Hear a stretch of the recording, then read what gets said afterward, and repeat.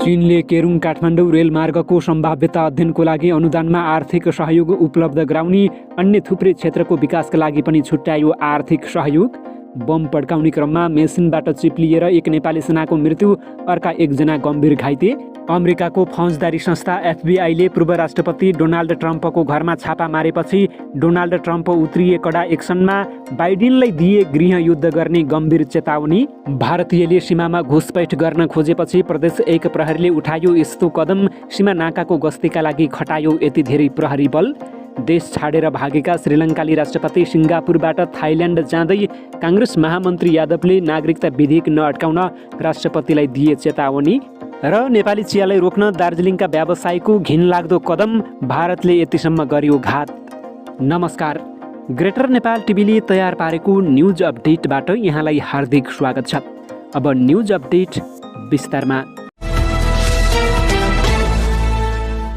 चीनले केरुङ काठमाडौँ रेलमार्गको सम्भाव्यता अध्ययनका लागि अनुदान सहयोग दिने भएको छ। चीन भ्रमणमा रहेका परराष्ट्र मन्त्री डाक्टर नारायण खड्गासँग चिनिया समकक्षी वाङ यीले उक्त प्रतिबद्धता जनाएका हुन्।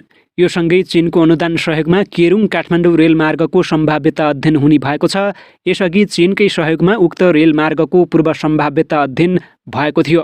सन् 2019 अक्टोबरमा भएको चिनिया राष्ट्रपति सी जिनपिङको भ्रमणमा रेलमार्गलाई अघि बढाउने सहमति भएको थियो। परराष्ट्र मन्त्री डाक्टर खड्गाको भ्रमणका क्रममा नेपाल चीनबीच 1 दर्जनभन्दा बढी विषयमा सहमति भएका हुन्।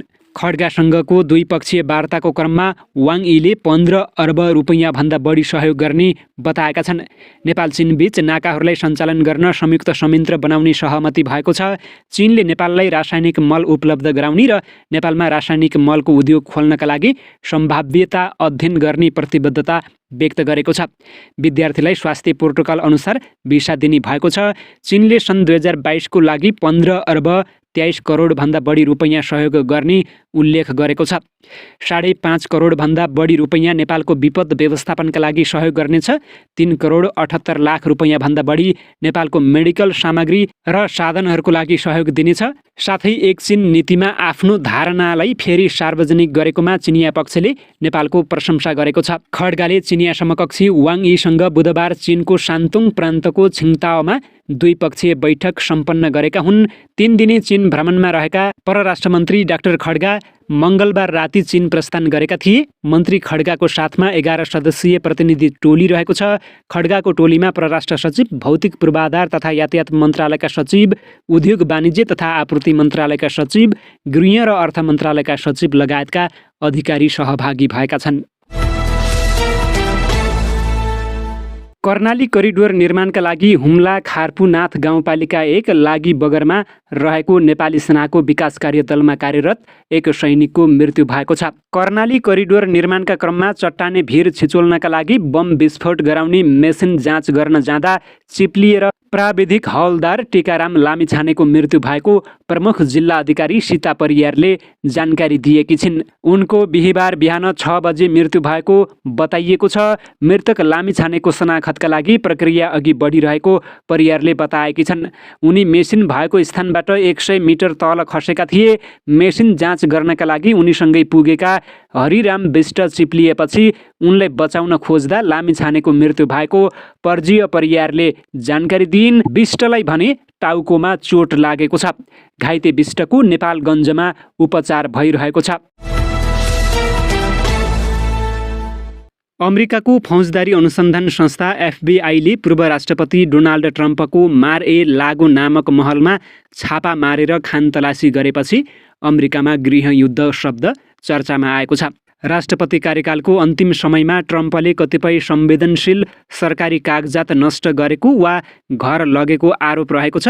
त्यसरी कागजात नष्ट गरेर वा घर लगेर ट्रम्पले सन् 1978 मा जारी गरिएको प्रेसिडेन्सियल रेकर्ड्स एक्टको उल्लङ्घन गरेको बताइएको छ। एफडीआईका अधिकारीहरू तिनै कागजात खोज्दै फ्लोरिडा स्थित ट्रम्पको निवास पुगेका हुन्। एफबीआईले छापा मार्ने यस कारबाहीलाई गोप्य राख्न खोजेको भए पनि ट्रम्प आफैले ट्रुथ सोसल नामक सामाजिक सञ्जालमा यसको जानकारी दिएका थिए। आफू विरुद्ध डेमोक्रेटिक पार्टीको सरकार लागि परेको र एफबीआईको कारबाही अभियोजनात्मक अनाचार भएको उनको भनाइरहेको छ। आफूलाई सन् 2024मा राष्ट्रपति निर्वाचन लड्न नदिनका लागि डेमोक्रेटिक पार्टीले षड्यन्त्र गरेको उनी बताउने गरेका छन्। एफबीआईको छापामारीपछि ट्रम्प समर्थक तथा अमेरिकाका उग्र दक्षिणपन्थीहरूले गृहयुद्धको कुरा व्यापक रूपमा उठाएका हुन्। सन् 2020को निर्वाचन पनि ट्रम्पले नै जितेको तर छल गरेर बाइडेनलाई विजेता घोषणा गरिएको भनी ट्रम्प समर्थकहरूले बताउँदै आएका छन्। त्यो कुरा एफबीआईको छापामारीपछि पुनः एकपटक जोडतोडले उठेको छ। अमेरिकाको संस्थापन पक्षले ट्रम्पलाई निरन्तर राजनीतिक बाधा गरिरहेको आरोप लगाउँदै उनका समर्थकहरू अब यसको राजनीतिक समाधान निस्कन नसक्ने बताइरहेका छन्। ट्विटर र टेलिग्राममा ती समर्थकहरूले गरेको पोस्टको अध्ययन गर्दा उनीहरू गृहयुद्ध मच्चिने र राजनीतिक संस्थापन त्यसमा परास्त हुने बताइरहेका छन्। उनीहरूको भनाइअनुसार नोभेम्बर महिनामा हुन लागेको मध्यावधि निर्वाचन पनि अनि सन् 2024को राष्ट्रपति निर्वाचनमा पनि धाँधली गरेर रिपब्लिकनहरूलाई हराइनेछ। त्यसपछि अमेरिका गृहयुद्धको भुमरीमा फस्ने विनाशकारी भविष्यवाणी उनीहरूले गरेका छन्। 1 नम्बर प्रदेश प्रहरी कार्यालय विराटनगरले सीमावर्ती क्षेत्रमा लामो दूरीको गस्ती सञ्चालन गरेको छ। सीमावर्ती क्षेत्रबाट हुने चोरी, तस्करी र अपराधजन्य गतिविधिहरूको रोकथाम तथा नियन्त्रणका लागि तराईका सीमावर्ती क्षेत्रमा लामो दूरीको गस्ती सञ्चालन गरिएको हो। खुल्ला सीमा नाकाको फाइदा उठाउँदै हुने चोरी, तस्करी र अपराध रोकथाम तथा नियन्त्रणको लागि भारतसँग सीमा जोडिएको प्रदेश नम्बर 1 को 3 जिल्लाको सीमावर्ती क्षेत्रमा छुट्टै प्रहरी परिचालन गरी गस्ती सुरु गरिएको प्रदेश प्रहरीले जनाएको छ। पहिलो चरणमा यही साउन 20 गतेदेखि 25 गतेसम्म छुट्टा छुट्टै टोली बनाई सीमावर्ती क्षेत्रमा परिचालन गरिएको थियो। यसअघि सम्बन्धित प्रहरी कार्यालयहरूले आफ्नो एरियामा गस्ती गर्दै आए तापनि त्यसलाई थप व्यवस्थित गर्दै सुरक्षाकर्मी बढाएर सीमावर्ती क्षेत्रमा गस्ती बढाइएको हो। यस किसिमको गस्तीले मातहत प्रहरी कार्यालयबाट सीमावर्ती क्षेत्रमा कार्यरत प्रहरी कर्मचारीहरूलाई थप हौसला प्रदान हुने र अपराधजन्य गतिविधिहरूलाई नियन्त्रण गर्न थप टेवा पुग्ने लक्ष्यअनुसार गस्ती सञ्चालन गरेको प्रदेश प्रहरी कार्यालय विराटनगरले जनाएको छ। देश छाडेर भागेका श्रीलङ्काका पूर्व राष्ट्रपति गोटाबाया राजापाक्सेले सिङ्गापुरबाट थाइल्यान्ड जाने भएका छन्। समाचार संस्था रोयटर्सका अनुसार राजापाक्सेले बिहिबार नै सिङ्गापुरबाट थाइल्यान्डको राजधानी बैङ्कक पुग्ने तयारी गरेका छन्। थाइल्यान्डमा राजापाक्सेले राजनीतिक शरण माग्ने नभई केही दिन मात्र बस्ने जनाइएको छ। राजापाक्सेसँग अहिले पनि कूटनीतिक पासपोर्ट भएकाले उनी 90 दिनसम्म थाइल्यान्डमा बस्न सक्नेछन्। आर्थिक सङ्कटबाट गुज्रिएको श्रीलङ्कामा राजापाक्से विरुद्ध विशाल प्रदर्शन भएका थिए। प्रदर्शनकारीहरूले राष्ट्रपति निवास कब्जा गर्नु केही समय अघि राजापाक्से त्यहाँबाट बाहिरिएका थिए। जुलाई 14मा मालदिप्स हुँदै सिङ्गापुर पुगेका राजापाक्सेले उतैबाट राजीनामा दिएका थिए। नेपाली काङ्ग्रेसका सहमहामन्त्री तथा पूर्व मन्त्री महेन्द्र यादवले नागरिकता विधेयक दुवै सदनबाट पास भइसकेको र प्रमाणीकरणका लागि राष्ट्रपति कहाँ पुगेकाले सो विधेयकलाई प्रमाणीकरण गर्न राष्ट्रपति समक्ष आग्रह गर्नुभएको छ। उहाँले उक्त विधेयकले तराई तथा देशका अन्य भूभागका नागरिकको नागरिकता सम्बन्धी समस्या समाधान गर्ने भएकाले त्यसलाई प्रमाणीकरण गरेर कार्यान्वयनमा ल्याउनु पर्ने बताउनु भएको छ। नेता यादवले अहिलेको 5 दलीय गठबन्धन नेपाली जनताको आवश्यकताका आधारमा बनेको बताउँदै चुनाव र चुनावपछि पनि यही गठबन्धन कायम रहने स्पष्ट पार्नुभयो। उहाँले वर्तमान सरकारले 1 वर्षको छोटो अवधिमा नै यसअघिको सरकारले 3 वर्षसम्म गर्न नसकेका काम गरेको दाबी गर्नुभएको छ। सोही कार्यक्रममा नेकपा एमालेका नेता तथा पूर्व मन्त्री खगराज अधिकारीले पेट्रोलियम पदार्थको मूल्य घटाउनु पर्ने माग गर्नुभएको छ। नेता अधिकारीले घटाउनु पर्ने पेट्रोलियम पदार्थको मूल्य नघटाउँदा यसबाट नेपाली जनता प्रत्यक्ष रूपमा महँगीको मारमा परेको तर्क गर्नुभएको छ। उहाँले भन्नुभयो, पेट्रोलियम पदार्थको मूल्य 15 दिनमा समायोजन हुनुपर्नेमा अहिलेसम्म गरेको छैन, त्यसलाई घटाउनुपर्छ।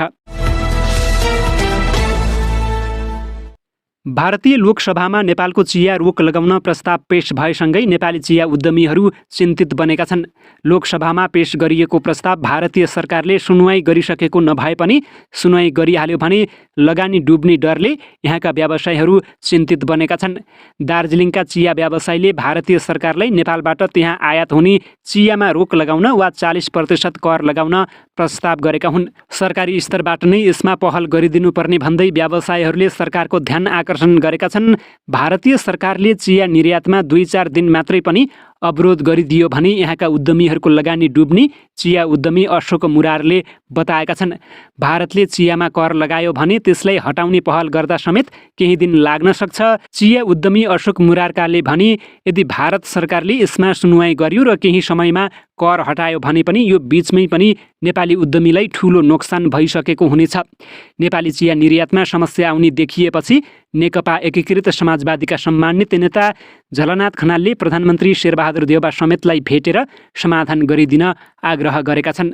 नेपाली चिया आयातमा भारत सरकारले विभिन्न बहानामा अवरोध पुर्याउँदै आएको छ। नेपाली चियालाई कर लगाएर रोक्ने र किसानका हरियो पत्ती किनेर दार्जिलिङका व्यवसायीले दार्जिलिङ ब्रान्डमा नेपाली चिया बेच्ने गरेका छन्।